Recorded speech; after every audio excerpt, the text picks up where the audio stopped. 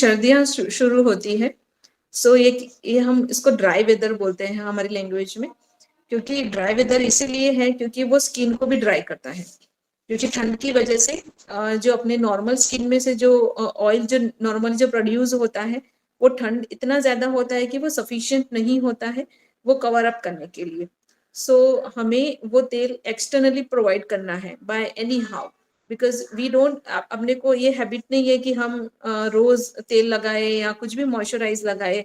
जब हम छोटे होते हैं तो हमारे पेरेंट्स हमारे अच्छे से 2-5 साल तक मालिश वगैरह करवाते हैं, पर जैसे जैसे वो बच्चा बड़ा होता है हम वो मालिश की हैबिट बंद कर देते हैं। और जब भी वो बच्चा 60-70 ईयर्स का होता है, जब तक अडल्ट में जाते हैं, तब उनको नेचुरली भी वो ऑयल कम होता है। और जैसे सर्दियां वगैरह आती है तो ये चीज कम होने लगती है, जिसकी वजह से चमड़ी अपनी जो है वो सूखी पड़ती है और उसमें खरोच आती है, स्क्रैचिंग सेंसेशन आता है, उसमें इचिंग होती है। सो जब भी हम उसे स्क्रैच करते हैं, हम उसे छूते हैं, तो वो वाइट धब्बे जैसा दिखने लगता है। और उसमें फिर और खुजली करते हैं तो हम उसको एक्जिमा का वो एक फॉर्म जो होता है वो डेवलप होने लगता है। तो उसे प्रिवेंट हम कैसे कर सकते हैं? तो उसे हमें एटलीस्ट जो घर पे भी अवेलेबल रहता है अपना कोकोनट ऑयल, जो हर घर में अवेलेबल होता है, उसे हर सर्दियों में अप्लाई करना है। जैसे तिल का तेल है दूसरा ऑप्शन, तो उसे भी सर्दियों में के टाइम पे या ऑल ओवर सीजन एटलीस्ट अपने को एक बार दिन में मॉइस्चराइज करना है पूरी बॉडी को। और अवॉइड करना है हमें जो भी हमारी हैबिट के अकॉर्डिंग हम जैसे नहाते हैं, तो उसे हमें मॉइस्चराइजर वाले जो सोप है उससे भी नहा, उससे वो साबुन है उससे ही नहाना है।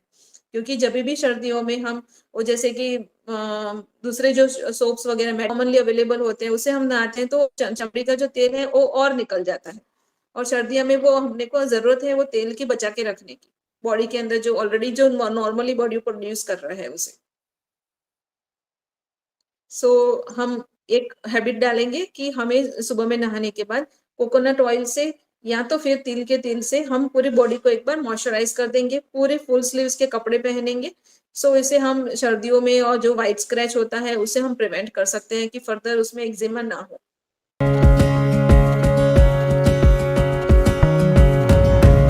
नीम का अपने इंडिया में ये सब बहुत ज्यादा है, नीम का साबुन या नीम के पत्ते या कुछ भी पेस्ट वगैरह। लेकिन उससे अगेन स्किन जो है हमारी वो ड्राई एंड की तरफ जाती है और वो आगे चल के वो एक्जिमा का फॉर्म ले सकता है। तो हमें कुछ भी ऐसी इरिटेंट चीजें स्किन के लिए अप्लाई नहीं करनी है, क्योंकि वो अपना हल्दी बोलेंगे या नीम बोलेंगे, नीम का पेस्ट बोलेंगे, कुछ भी फॉर्म से हम एक्सटर्नली जितना अप्लाई करेंगे वो सब हमारी स्किन को ड्राई करता है। ड्राई होने के बाद हमें एक्जिमा के चांसेस हो जाते हैं कि वो हम सबसे ज्यादा होते हैं, क्योंकि सर्दियों में ये सारे प्रॉब्लम ज्यादा देखने को मिलते हैं। वो हमें मालूम नहीं होता है कि हम बच्चे के लिए अच्छा कर रहे हैं, लेकिन सबको पेरेंट्स को यही रहता है कि हम नीम का लगाते हैं तो अच्छा रहता है, उसमें प्रिवेंट करता है, बट ये मिथ है एक।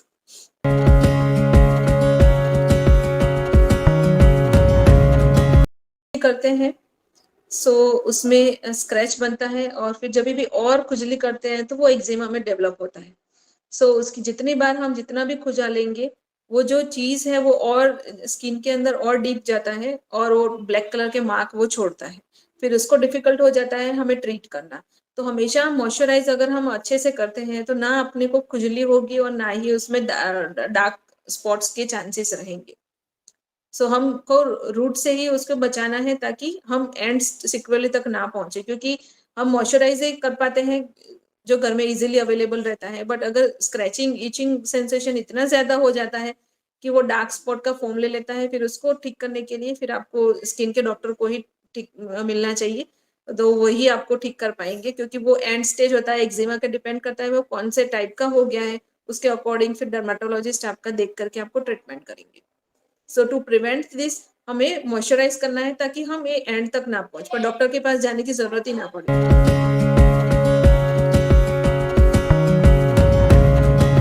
कॉमन चीज है नाउअडेज, क्योंकि डेंड्रफ जो है वो बेसिकली 2-3 चीजों की वजह से होता है। एक तो कभी ड्राई एनवायरनमेंट होता है जैसे कि विंटर्स, दूसरा कि जब भी ज्यादा अभी आजकल की लाइफस्टाइल बहुत ही ज्यादा स्ट्रेसफुल हो गई है। सो बिकॉज ऑफ स्ट्रेस वो जो सिबम सिक्रेशन होता है जो बालों का वो ज्यादा बढ़ने लगता है और जिसकी वजह से डेंड्रफ का एक फॉर्म हो जाता है। और तीसरा चीज कि जब भी हमारा स्कैल्प ड्राई की ओर जाता है और उसमें फंगल इन्फेक्शन होने के चांसेस ज्यादा होते हैं। सो ये सब मिलते हैं फैक्टर्स जिसमें डेंड्रफ बनता है। जब जब भी हमारे स्किन पे डैंड्रफ बनते हैं, लोगों को ये रहता है कि हम उसमें ऑयलिंग करते हैं।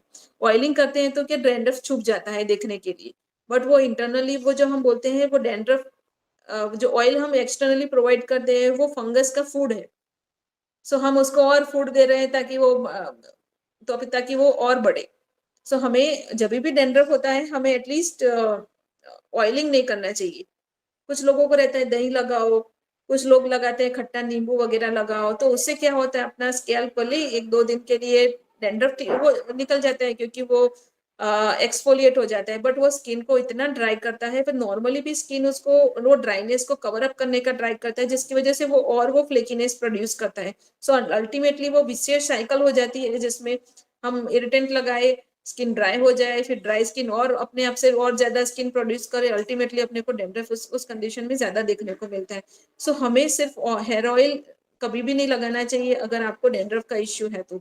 वैसे भी हेयर ऑयल का डैंड्रफ में या हेयर ग्रोथ के लिए भी कोई रोल नहीं, वो सिर्फ नरिशमेंट के लिए है। तो जब भी आप हेयर वॉश करते हो उसके पहले थोड़ी देर के लिए लगाओ और फिर हेयर वॉश कर लो, वो ज्यादा बेटर ऑप्शन रहेगा, बजाय कि आप पूरा दिन हेयर ऑयलिंग लगा के रखो और फिर पूरा दिन डैंड्रफ से परेशान हो।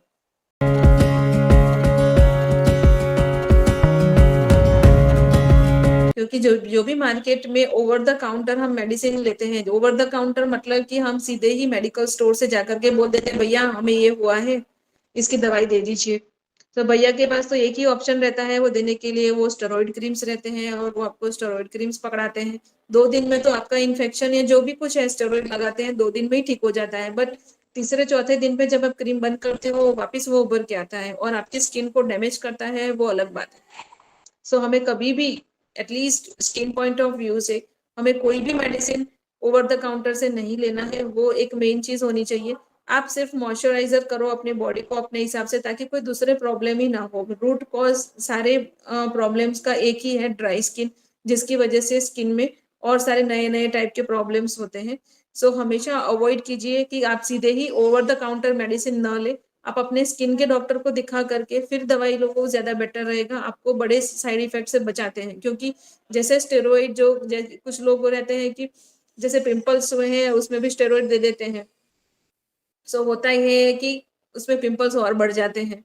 जैसे कि फंगल इन्फेक्शन है उसमें भी स्टेरॉइड नहीं देना चाहिए। तो स्टेरॉइड वो लोग तो उनके पास तो एक ही क्रीम रहती है लगाने के लिए, क्लोबेट जीएन डर्मी 5, ये तो बहुत ही कॉमन है, बेटनोवेट, ये तो ये 3-4 क्रीम तो हर चीज में कुछ भी हुआ है ये क्रीम दे दो सब ठीक हो जाता है। इसमें एंटी फंगल भी है, एंटी बैक्टीरियल भी है और सारे कंपोनेंट रहते हैं। तो उसमें स्टेरॉइड भी रहता है मेन कंपोनेंट इसका, जिसकी वजह से स्ट्रेच मार्क्स हो जाते हैं। जैसे यंग लोगों में फंगल इन्फेक्शन बहुत कॉमन है अभी अपने इंडिया में।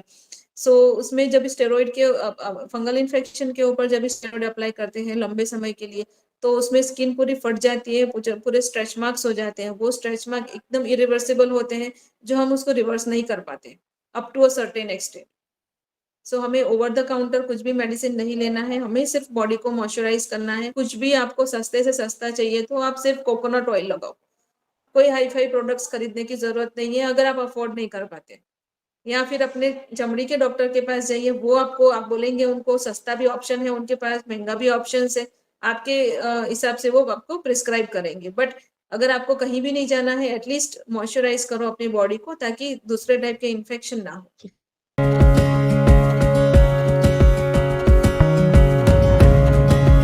सो स्किन में बहुत सारी स्किन जो है वो वाइड स्पेशलिटी है, सारी स्पेशलिटी का एंड अप स्किन पे होकर के होता है।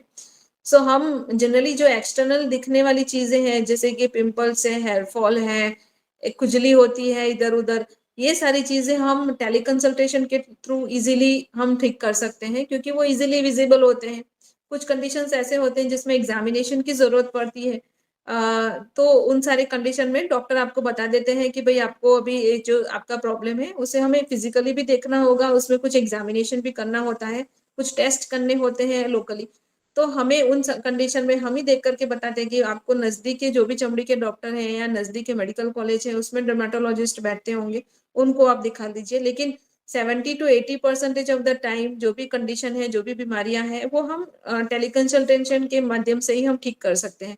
दूसरा बात, जो कौन सी बीमारियां हम ठीक नहीं कर सकते, जिसमें हमें कुछ लंबे समय के लिए कुछ दवाइयां प्रिस्क्राइब करनी है, कुछ इम्यूनो सप्रेशन से वो देने हैं, या कुछ स्टेरॉइड्स है जो हम कुछ बीमारियों को हम ठीक कर सकते हैं, वो हम बिना फिजिकल एग्जामिनेशन किए हम वो लंबी बीमारियों के लिए वो मेडिसिन हम नहीं दे सकते, क्योंकि उसमें बहुत सारे इन्वेस्टिगेशंस होते हैं, आपका खुद का पूरा बॉडी का एग्जामिनेशन होता है, उसके बाद वो अकॉर्डिंगली आपके उसमें सजेस्ट किया जाता है।